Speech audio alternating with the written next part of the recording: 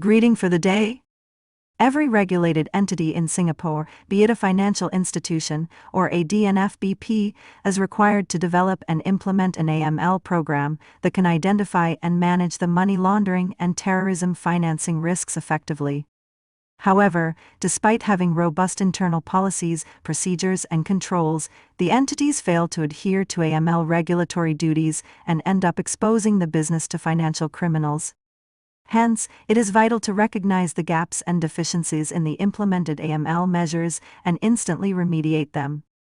That's our topic for the day, traversing the causes that lead to the failure of an AML program and the corresponding corrective measures. Reason 1: Outdated enterprise-wide risk assessment.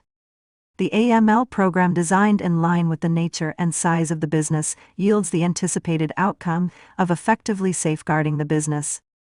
This requirement is achieved through enterprise-wide risk assessment.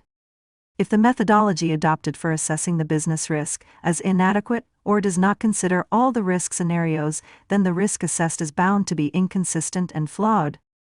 Thus, the AML controls developed based on such risk assessment would definitely be ineffective in managing the risks.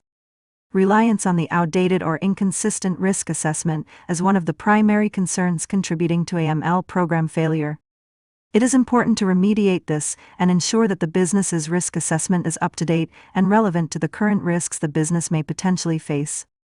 The entity must deploy a sophisticated assessment methodology, considering the nature of business activities, emerging trends, risk typologies, etc. Reason 2: Rapidly changing regulatory landscape. The AML regulatory landscape is constantly evolving to tackle the evolving risk trends. And if the AML program is not in sync with these amended laws, the risk of non-compliance and being exploited by financial criminals is high.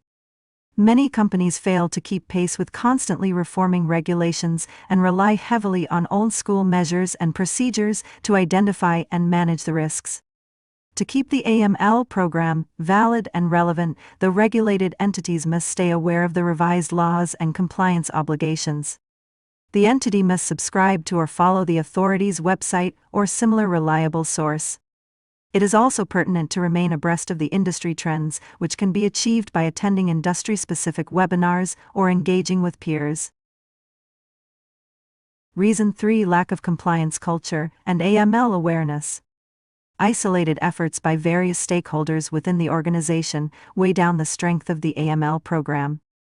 For example, an AML compliance officer has developed the AML controls, but the employees are either ignorant of such controls or do not understand them fully. This will result in absolute failure of the mitigation measures, with sheer waste of the resources. The situation could be worse if senior management does not support the AML initiates of the officer.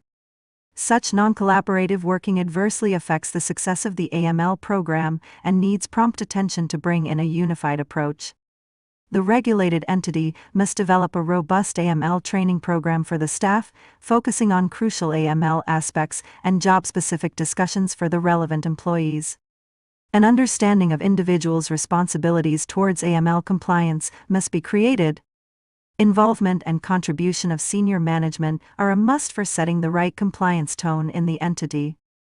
Management must seek regular updates on the AML activities of the business and actively oversee the working of the AML framework.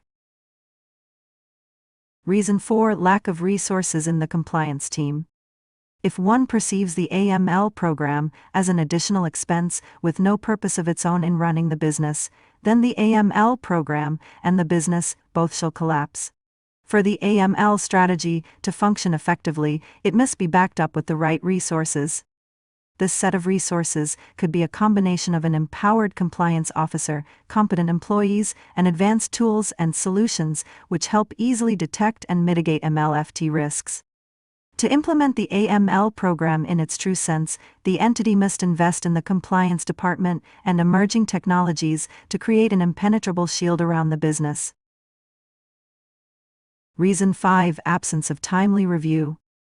Often, once the entity has developed and deployed the AML policies, procedures, and controls, it fails to periodically test its quality and effectiveness.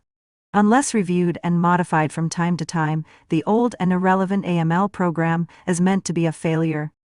The concern must be addressed by ensuring that the compliance officer periodically checks the validity of the AML policies, the strength of the controls deployed, the working of the AML tools, the employee training needs, etc.